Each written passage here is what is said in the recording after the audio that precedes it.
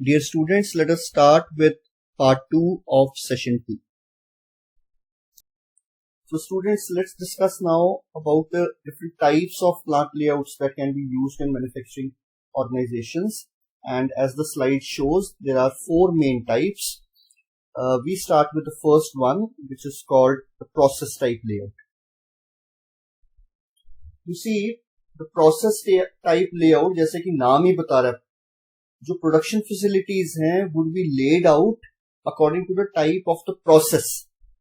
तो process type layout, जिसको कि हम फंक्शनल लेआउट भी पॉपुलरली बोलते हैं, is a type of layout in which the production facilities in a manufacturing organization would be organized according to the function, according to the process. That means that if you look at the shop floor in a manufacturing company, अगर वो process layout use कर रही है company, तो आप देखेंगे कि एक तरह की सारी मशीनरी एक जगह है. So if you talk about, you will have a machining section जहां हर तरह की मशीनिंग करने की फैसिलिटी की मशीन्स पड़ी हुई हैं.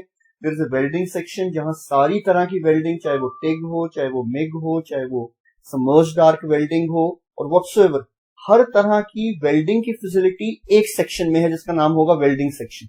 So if you have placed your production facilities according to the function or the process, the layout is called process type of layout.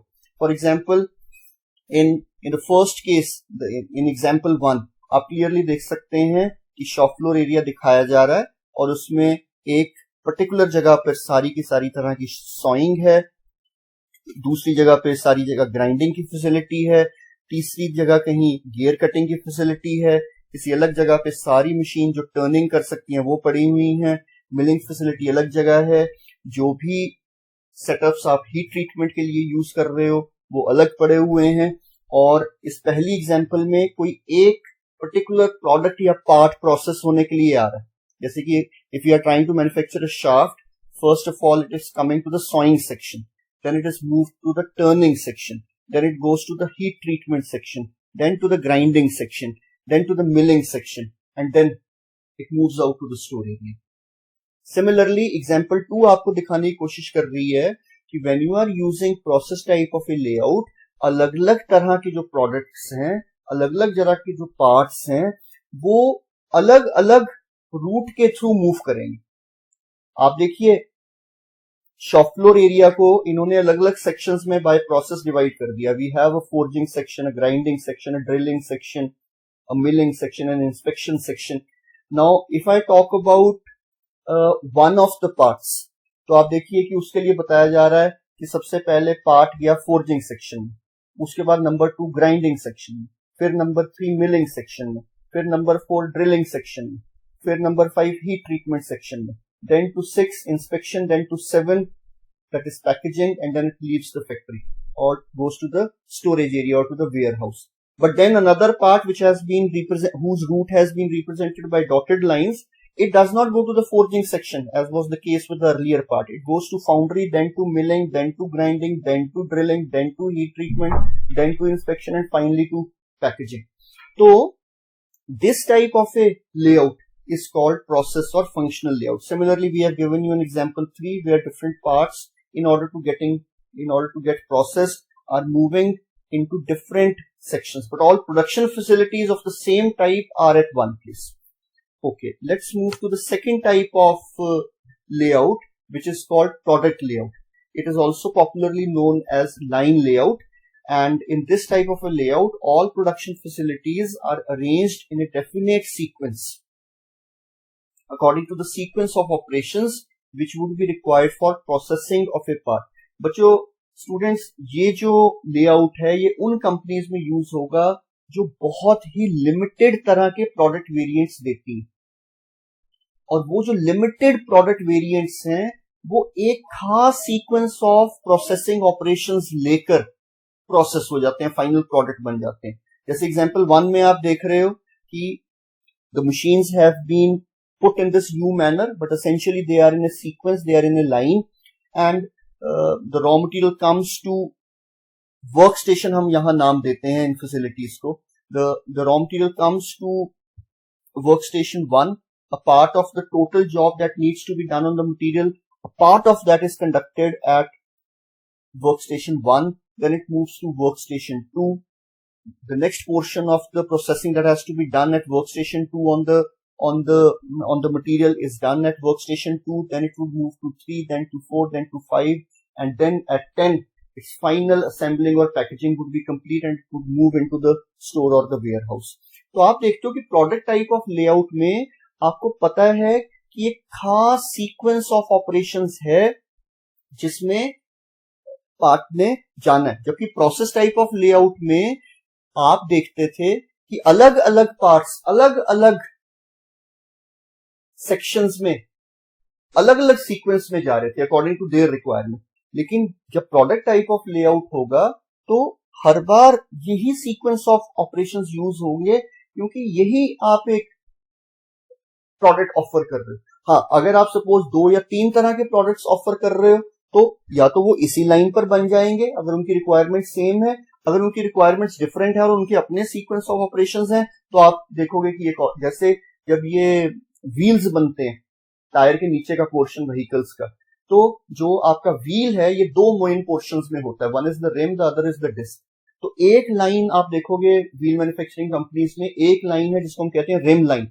वहां लाइन में वो सारी फैसिलिटीज सीक्वेंस में रखी हुई है जो रिम बनाने के लिए चाहिए। कॉइलर से हम शुरू होते हैं, फिर हम कॉइलर के बाद चले जाते हैं हम इस पे वेल्डिंग पे, फिर होती है ट्रिमिंग, फिर होती है रोलिंग एक्सेट्रा एक्सेट्रा। और एक दूसरी लाइन होगी जहां अलग सीक्वेंस ऑफ ऑपरेशंस है क्योंकि वहां बनेगी डिस्क। तो एक लाइन पे रिम बन जाएगी, एक लाइन पे डिस्क बन जाएगी और एंड में उनको असेंबल कर देंगे। So this type of A layout is called line layout और प्रोडक्ट लेआउट। और so students, the next layout is called cellular layout, और this is the layout which is based on the principle of group technology. And what happens in cellular layout? In cellular layout, the production facilities are arranged in different cells according to requirements of different part families. तो हम cellular layout में shop floor पे क्या करते हैं, different cells create कर देते हैं different part families के लिए. So here I have introduced 2 completely new terms. One of the terms is cells, the other term is part families. अब मैंने define कर रखा है यहाँ what is a part family. Part family comprises of similar parts belonging to different product varieties. Parts belonging to a specific part family may be similar or dissimilar in geometric shape and size, but they essentially have similar processing steps required for their manufacturing. Students, please let me try to explain this term part family to you with an example. देखिए, मोटे शब्दों में तो इसका ये मतलब है कि आप जितने भी तरह के प्रोडक्ट वेरिएंट्स बना रहे हो एज ए मैन्युफैक्चरिंग कंपनी, आपको ये देखना है कि क्या उन अलग अलग प्रोडक्ट वेरिएंट्स में क्या ऐसे पार्ट्स हैं, अलग अलग प्रोडक्ट वेरिएंट्स में क्या ऐसे कंपोनेंट्स और पार्ट्स हैं जिनकी जो प्रोसेसिंग रिक्वायरमेंट्स हैं वो कॉमन हैं with some parts of the other product variants. For example, हम मानते हैं कि आप 5 तरह के प्रोडक्ट्स बना रहे हो, 1 2 3 4 5, ये 5 डिफरेंट तरह की प्रोडक्ट वैरायटी आप ऑफर कर रहे हो और ये आपके असेंबल्ड प्रोडक्ट्स हैं। और ये जो 1 2 3 4 5 आपके प्रोडक्ट वेरिएंट्स हैं ये आगे कई पार्ट्स कई कंपोनेंट्स के बने हुए हैं। जैसे suppose your product 1 is made up of several parts, से M1 M2 M3 M4 M5। उसी तरह से आपका product 2 is made up of several components N1 N2 N3 N4 so on.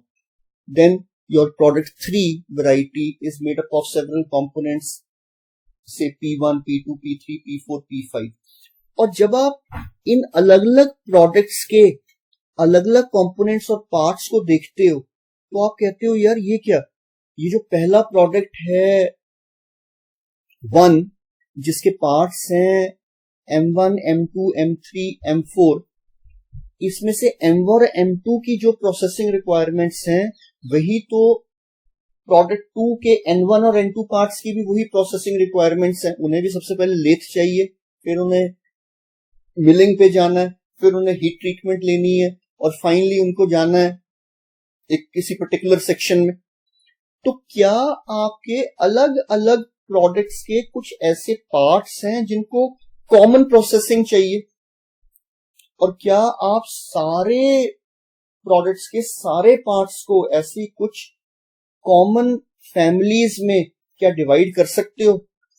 तो अगर कर सकते हो तो आपकी ये अलग अलग पार्ट फैमिलीज आ गई। तो part family 1, part family 2, part family 3, part family 4। Part family 1 में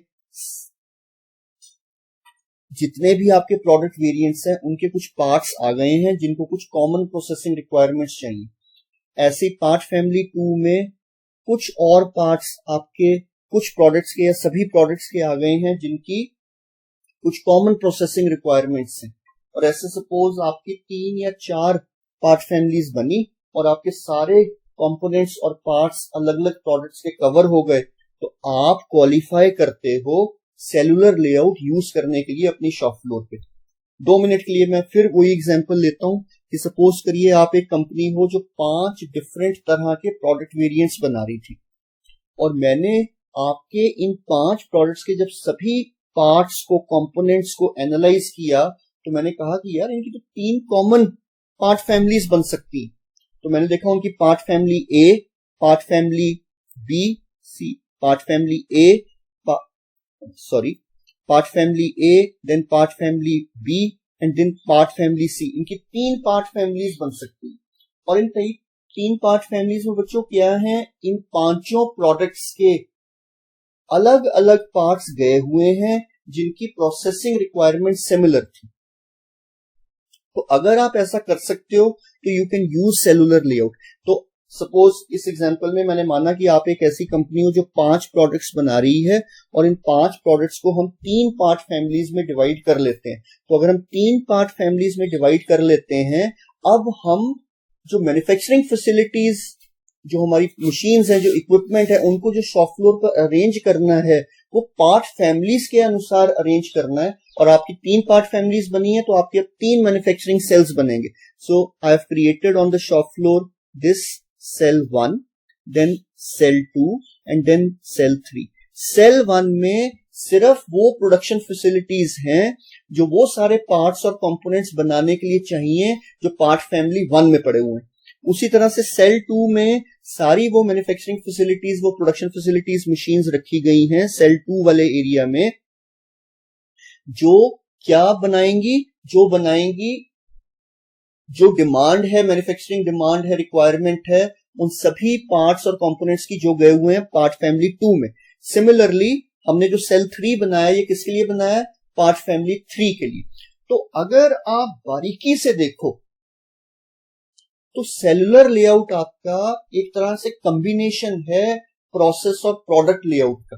प्रोसेस लेआउट में क्या होता था, एक फंक्शन की, एक प्रोसेस वाली सारी मशीनरी एक जगह होती थी। प्रोसेस लेआउट से क्या कॉमन है सेलुलर लेआउट का, कि यहां एक प्रोसेस की मशीनरी एक जगह नहीं है, यहां एक पार्ट फैमिली को जो मशीनरी चाहिए वो एक जगह पे है, सेल 1, सेल 2, सेल 3।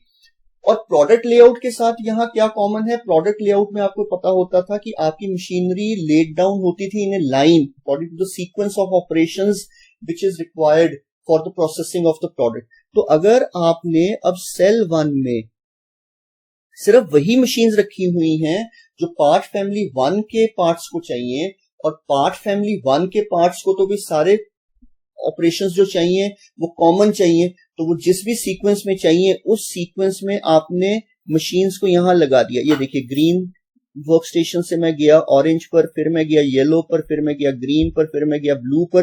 तो इस मायने में जो सेलुलर लेआउट है, अगर हम सेल के अंदर की बात करें तो कॉमन है या सिमिलर है to the product type of layout, क्योंकि मशीन्स जो हैं किसी भी सेल में इन्हें पर्टिकुलर सीक्वेंस पड़ी हुई है। और जब भी पार्ट्स कंपोनेंट्स यहां प्रोसेसिंग के लिए आएंगे, देखिए पार्ट फैमिली में पड़े हुए सारे पार्ट्स प्रोसेसिंग के लिए आएंगे सेल 1 में। पार्ट फैमिली 2 के जो सारे पार्ट्स और कंपोनेंट्स में प्रोसेसिंग के लिए आएंगे सेल 2 में। पार्ट फैमिली 3 के जो सारे पार्ट्स और कंपोनेंट्स हैं वो प्रोसेसिंग के लिए आएंगे सेल 3 में। अब जब भी ये आएंगे तो सेम सीक्वेंस ऑफ सेल 1 में सारे parts and component same sequence of operations लेंगे, सेल 2 में सेम, सेल 3 में सेम। तो मेन फायदा जो सेलुलर लेआउट का है वो ये है कि ये जो पार्ट कॉमनैलिटी थी, ये जो ग्रुपिंग थी, इसका आपने एडवांटेज लिया और इसकी वजह से आपने, क्योंकि सेम तरह के पार्ट्स जिनको कॉमन प्रोसेसिंग चाहिए उनको एक जगह रख दिया है, the production would become very efficient, would become very fast. And then students, we come to the last type of layout that has to be covered, is called fixed position type of layout. It is sometimes referred to as project layout also, but ये उन products की manufacturing के लिए होता है जिनको आप factory में मैन्युफैक्चर नहीं कर सकते। जैसे जब आप डैम कंस्ट्रक्ट कर रहे हैं, हाउस कंस्ट्रक्ट कर रहे हैं, या बहुत ही बड़ा शिप कंस्ट्रक्ट कर रहे हैं, तो all the manufacturing facilities have to be taken to the place of site, to the project site as it has been mentioned. तो आप ये देखिए प्रोजेक्ट साइट पर ही प्रोजेक्ट बिल्ड होगा, क्योंकि प्रोडक्ट आपका इतना इंट्रिकेट, इतना लार्ज साइज्ड है कि फैक्ट्री प्रेमिसेस में बनाना उसको पॉसिबल नहीं है। So what would happen in that case, the position of the product is fixed and all facilities, raw materials, then energy, then all other things, human resources, materials, all would be brought to the place of actual site where the product has to be erected or has to be built. तो इस तरह के बच्चों layout को, जो कि factory premises से बाहर होता है, इसको हम कह देते हैं fixed position type of layout. So here also you see this is the project site. For example, we are trying to construct a building, so all the resources, the workers, the engineers, the architects, the supplies, the energy sources, materials, etc. have to be all brought at the place of site. And this type of a layout, right, is known as fixed position layout. So in my next session, that is session 3, now we would be in a position to discuss what are the different types of production systems and what are their details. Thank you so much for watching. Thank you once again. Goodbye.